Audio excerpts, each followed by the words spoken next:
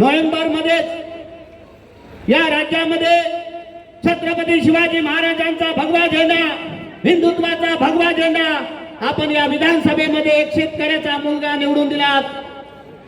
या 35 वर्षाचा इतिहास आपण तोडलात। त्याचं कारण म्हणजे आपले लाडके बहीण।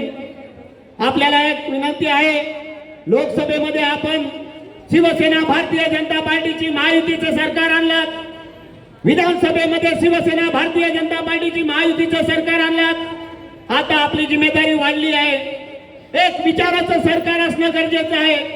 जेव्हा जर महानगरपालिकेमध्ये भारतीय शिवसेना भारतीय जनता पार्टीचे नगरसेवक निवडून आले, सरकार बसलं, तर एक विचारी सरकार, नगरसेवक, आमदार, खासदार, राज्य सरकार, केंद्र सरकार असं एक विचाराचं सरकार असल्यामुळे इथे जे होणारे काम हे चांगल्या पद्धतीने काम होईल।